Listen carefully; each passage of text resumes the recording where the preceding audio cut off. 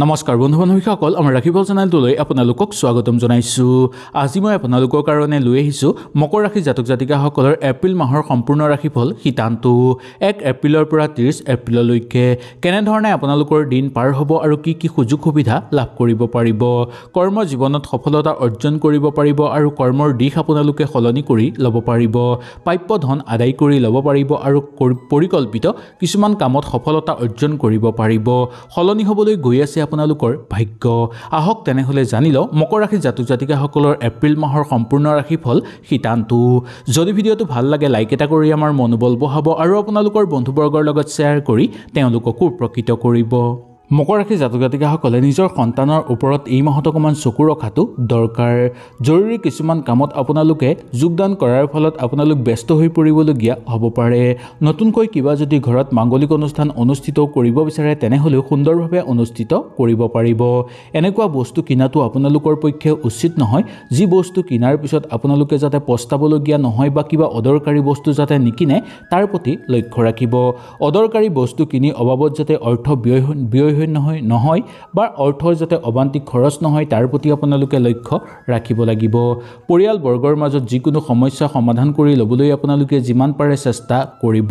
শাৰীৰিক ক্ষেত্ৰত ইমান অসুবিধা দেখিবলৈ পোৱা নাযাব, কিন্তু পুৰণি বেমাৰে দেখা দিয়াৰ সম্ভাৱনাও দেখিবলৈ পোৱা যাব পাৰে। পৰিকল্পিত কিছুমান কামত সফলতা অৰ্জন কৰিব পাৰিব আপোনালোকে। যিকোনো লোকৰ পৰা আপোনালোকে প্ৰিয়জনৰ পৰা সম্বোধন লাভ কৰিবলৈ সক্ষম হোৱা দেখিবলৈ পোৱা যাব পাৰে।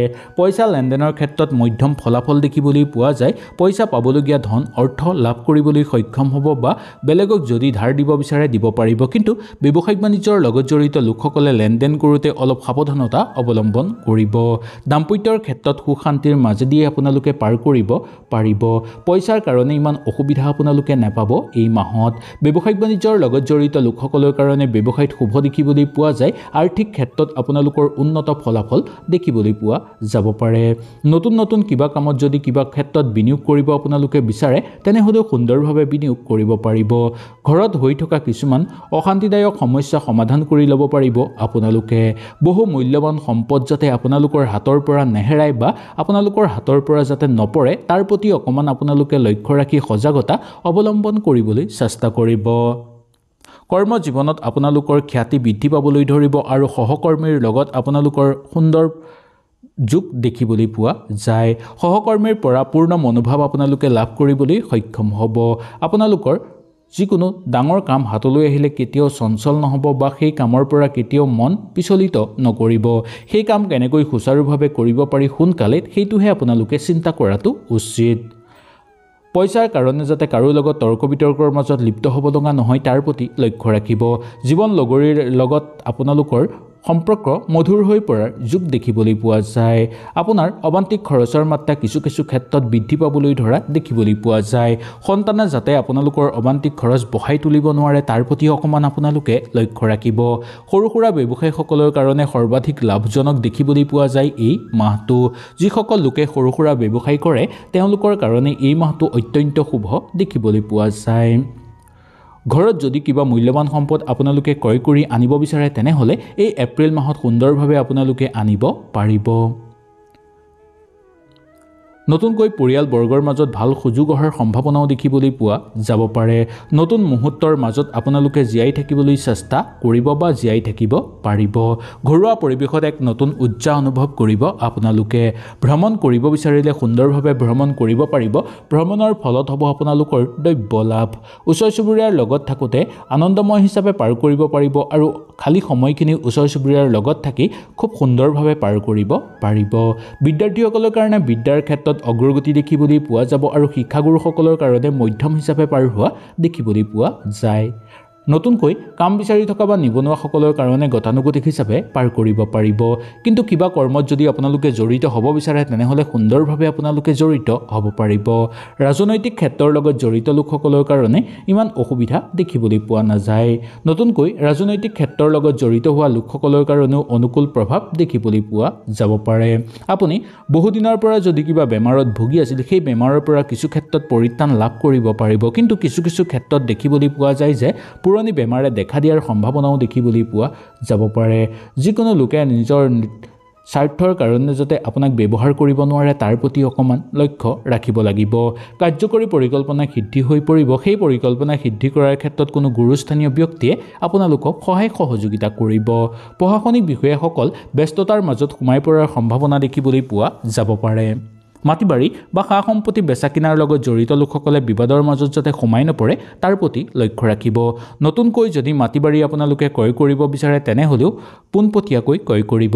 তৃতীয় পক্ষৰ প্ৰৱেশ হোৱাটো উচিত নহয় আপোনালোকৰ পক্ষে। কৰ্মৰ ক্ষেত্ৰত নতুন নতুন সুযোগ সুবিধা লাভ কৰিব পাৰিব আৰু কৰ্মজীৱনত আনন্দময় হিচাপে পাৰ কৰিব পাৰিব। দৈনন্দিন কৰ্মক্ষেত্ৰৰ লগত জড়িত হৈ থকা লোকসকলে সহকৰ্মীৰ লগত সৰু সুৰা কথাতে যাতে তৰ্ক বিতৰ্কৰ মাজত লিপ্ত হৈ পৰিব লগা নহয় তাৰ প্ৰতি অকণমান আপোনালোকে লক্ষ্য ৰাখিব লাগিব। নতুন মানুহৰ পৰা আপোনালোকে পূৰ্ণ সহযোগিতা আৰু সহায় লাভ কৰাৰ দেখিবলৈ পোৱা যায় সুযোগ। আত্মীয়ৰ লগত থাকোঁতেও ইমান অসুবিধা দেখিবলৈ পোৱা নাযাব। কৰ্মত নতুন চিন্তাৰ ফলত আপোনালোকৰ কৰ্মক্ষেত্ৰত উন্নতি হ'ব আৰু লাভ বৃদ্ধিৰ যোগ দেখিবলৈ পোৱা যায়। এই ৰাশিৰ জাতক জাতিকাসকলে ভাই ভনীৰ লগত সৰু সুৰা কথাতে যাতে কাজিয়া বা হাই কাজিয়া সৃষ্টি নকৰে তাৰ প্ৰতি লক্ষ্য ৰাখিব লাগিব। ভাই ভনীৰ লগত সৰু সুৰা কথাতে তৰ্ক বিতৰ্ক লগাৰ সম্ভাৱনা দেখিবলৈ পোৱা যায় আৰু এই কণ্ডলে দূৰ যাত্ৰা কৰিব পাৰে।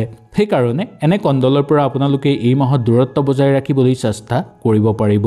দৈনন্দিন প্ৰয়োজনীয় কিছুমান সামগ্ৰী আপোনালোকে ক্ৰয় কৰি ঘৰলৈ আনিব পাৰে। বৈবাহিক ক্ষেত্ৰত লগত জড়িত লোকসকলৰ কাৰণে আনন্দময় হিচাপে পাৰ কৰিব পাৰিব আৰু বৈবাহৰ কাৰণে আগভাগ যদি আপোনালোকে এই মাহত ল'ব বিচাৰে তেনেহ'লে সুন্দৰভাৱে ল'ব পাৰিব। এই মাহটো বিবাহৰ কাৰণে অত্যন্ত শুভ দেখিবলৈ পোৱা যায় মকৰ ৰাশিৰ জাতক জাতিকাসকলৰ। ঘৰুৱা পৰিৱেশটো সদায় চাফা কৰি এই মাহত ৰাখিবলৈ চেষ্টা কৰিব। যিমানেই চাফা নহওক কিয় আশে পাশে থকা সকলো লেতেৰা আপোনালোকে দূৰ কৰি সুন্দৰ কৰি ৰাখিবলৈ ঘৰটো চেষ্টা কৰিব। বিশেষকৈ ঘৰৰ সন্মুখ ভাগটো। ৰৈ থকা ধন লাভৰ কাৰণে আপোনালোকে অকণমান কষ্ট কৰিবলগীয়া হ'ব পাৰে কিছু কিছু ক্ষেত্ৰত। সেই ধন যে সম্পূৰ্ণভাৱে ঘূৰাই পাব তাতো কিছু সন্দেহ দেখিবলৈ পোৱা যায়। ধৰ্মীয় ক্ষেত্ৰত সংগ সুখ লাভ কৰিবলৈ আপোনালোকে সক্ষম হ'ব। মনৰ দৃঢ়তাৰ ভাৱটো জাগ্ৰত হ'বলৈ ধৰিব। মনৰ দৃঢ়তাৰ ভাৱটো বৃদ্ধি পোৱাৰ কাৰণে বহু নোৱাৰা কামো আপোনালোকে সুচাৰুভাৱে কৰিব পাৰিব। মন আকৰ্ষিত কৰি তুলিব কিছু কিছু কৰ্মই বা ঘৰৰ কিছু কৰ্মই আপোনালোকক মন আনন্দিত কৰি তুলিব। পিতৃ মাতৃ স্বাস্থ্য গতানুগতিক হিচাপে পাৰ হোৱা দেখিবলৈ পোৱা যায়। তথাপিও তেওঁলোকৰ স্বাস্থ্যৰ প্ৰতি একেবাৰে অৱজ্ঞা নকৰিব। মাহৰ শেষৰ ফাললৈ গাৰ বিষ বেদনাই দেখা দিয়াৰ সম্ভাৱনা কিন্তু দেখিবলৈ পোৱা যাব পাৰে। ঘৰত বিয়া বাৰুৰ কাৰণে আপোনালোকক কোনোবাই পচন্দ কৰিব পাৰে আৰু ঘৰলৈ বিবাহৰ প্ৰস্তাৱ প্ৰেৰণ কৰাৰ সম্ভাৱনাও দেখিবলৈ পোৱা যাব পাৰে। সঠিক সিদ্ধান্ত লোৱাৰ ফলত আপোনালোকৰ এই মাহটো অনুকূল হিচাপে পাৰ হোৱা দেখিবলৈ পোৱা যাব। বন্ধুবৰ্গৰ লগত থাকোঁতে সুখ শান্তিৰ মাজেৰে পাৰ কৰিব পাৰিব। বন্ধুবৰ্গৰ লগত থাকোঁতে আপোনালোকৰ এই মাহত একো অসুবিধা নহ'ব। যিকোনো লোকৰ লগত ক'ৰবালৈ ওলাই যাওঁতে অলপ সতৰ্কতা অৱলম্বন কৰিব আৰু নিজৰ মতে চলা ফিৰা কৰিবলৈ আপোনালোকে চেষ্টা কৰিব। বেলেগৰ মতে চলা ফিৰা কৰিলে কিছু কিছু ক্ষেত্ৰত অসুবিধা আহি পৰিব পাৰে আপোনালোকৰ। হৈ যোৱা কিছুমান কৰ্মৰ পৰা আপোনালোকে ভাল পুৰস্কাৰ লাভ কৰিবলৈ সক্ষম হ'ব। বৈবাহিক বন্ধনৰ মাজত সোমাই পৰাৰ সম্ভাৱনা দেখিবলৈ পোৱা যায় এই মাহত আপোনালোকে। ঠিকমতে নতুনকৈ কিবা কাম আৰম্ভ কৰিব বিচাৰিলে কৰিব পাৰিব, নাইবা ঘৰত যদি কিবা মাংগলিক অনুষ্ঠান অনুষ্ঠিত কৰিব বিচাৰে তেনেহ'লেও আপোনালোকে সুচাৰুভাৱে অনুষ্ঠিত কৰিব পাৰিব। আহক তেনেহ'লে জানি লওঁ এই মাহৰ শুভ বিৱৰণীৰ কথা। এই মাহৰ আপোনালোকৰ শুভ সংখ্যা হ'ব 5, শুভ ৰং হ'ব ক'লা। স্বাস্থ্যৰ ক্ষেত্ৰত আপোনালোকৰ ইমান অসুবিধা দেখিবলৈ পোৱা নাযায় যদিও পুৰণি বেমাৰে দেখা দিয়াৰ সম্ভাৱনাও দেখিবলৈ পোৱা যাব পাৰে। ধন সম্পত্তিৰ উপাৰ্জনৰ বাট মুকলি হ'ব। ধন সম্পত্তি জমাও কৰিব পাৰিব। পৰিয়ালবৰ্গৰ মাজত সুখ শান্তিৰ মাজেৰে পাৰ কৰিব পাৰিব। প্ৰেমতো শুভ হ'ব আৰু সংগ সুখ লাভ কৰিব। লগতে প্ৰেম বিবাহৰো যোগ দেখিবলৈ পোৱা যাব। চাকৰিয়ালসকলে ব্যস্ততাৰ মাজত সোমাই পৰিবলগীয়া কিন্তু হ'ব পাৰে। বৈবাহিক জীৱনতো সুখ শান্তি বৃদ্ধি পাবলৈ ধৰিব। হয়তো এই ভিডিঅ'টোৰ যোগেদি আপোনালোকে সুন্দৰভাৱে বুজি পালে। যদি কিবা অসুবিধা পালে নিশ্চয় মোক তলত কমেণ্ট কৰি জনাব।